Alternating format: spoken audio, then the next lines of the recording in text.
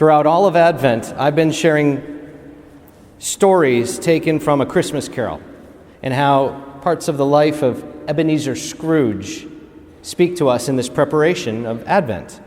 Tonight is the last installment, and the focus is on Scrooge himself, the actual portrait of the man. Because if you can recall the story of Christmas Carol, you really do see two pictures of a person, a before and after. It's kind of like those informational infomercials that you can watch on TV for, like exercise equipment. Before I used it, I looked like this. Afterwards, I look like this. Only now it's not physical fitness, it's spiritual fitness. Ebenezer Scrooge before, tight-fisted, mean, ornery, bah humbug about everything. After, Merry Christmas, a man who actually goes out to his family, takes care of his employees, and becomes again a citizen of the world, reaching out to those in need. And you can look at these two pictures, before and after, literally, bah humbug and Merry Christmas, and say, what happened? We know what happened, we know the story, but I will suggest that you can boil it out all down to Christmas happened. That Scrooge encountered the spirit of Christmas. That what the spirits did that night and what the examples were in his life, it all comes down simply to Christ.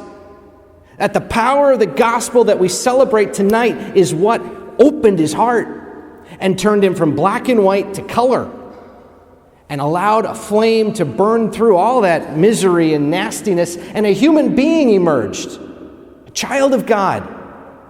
That the power and strength that you see transformed in Scrooge is a power that continues today, a power that continues to speak to our hearts, a power that continues to transform and change lives. It's done it for 2,000 years, and it began at Bethlehem when a baby was born that would change the world.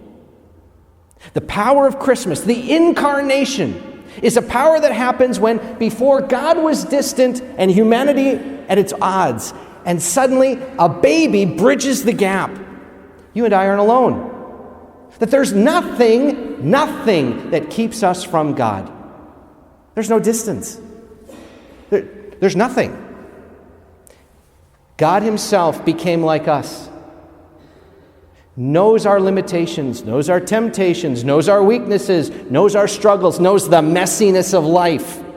And God will meet us in that messiness with power. A transformative power that whatever it touches can bring about life. Whatever it touches can bring about a change that's blessed. Friends, on this holy night, on this sacred night of Christmas, midnight Mass, we gather as a family of faith to say really two things. First, what in my life still has bah humbug written on it? Because maybe it needs to change. What in my heart does not fit? What in my life right now needs to be touched by the hand of Jesus? Is it an attitude I have?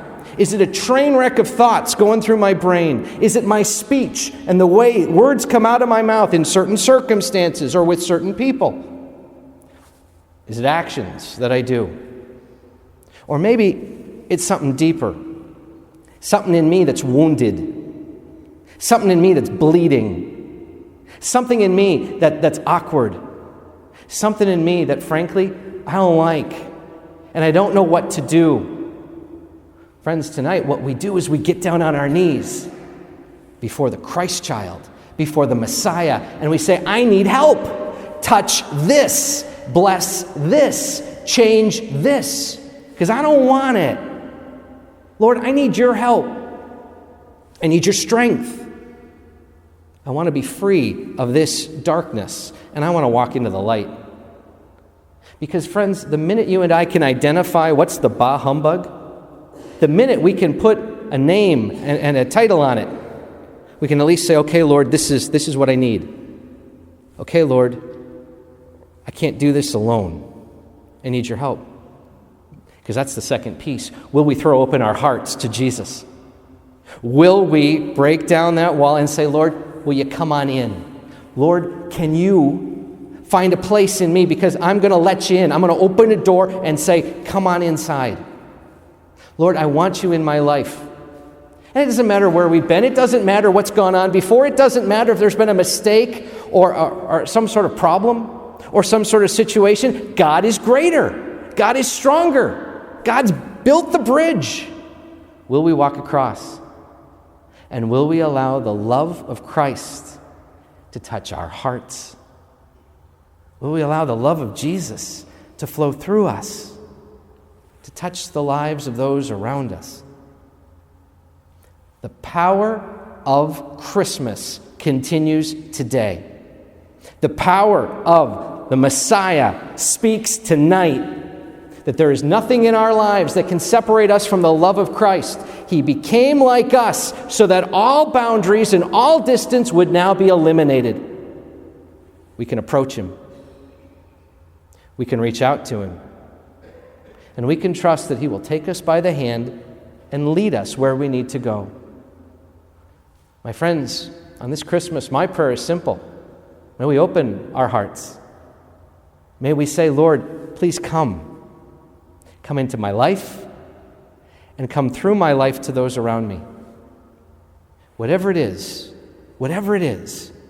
that we need to set before the Christ child. Folks, I want you to take a moment and I want you to think on it and reflect on it. Because as we continue to move forward through this Christmas season, God's love is there, waiting to be asked, waiting to be called upon.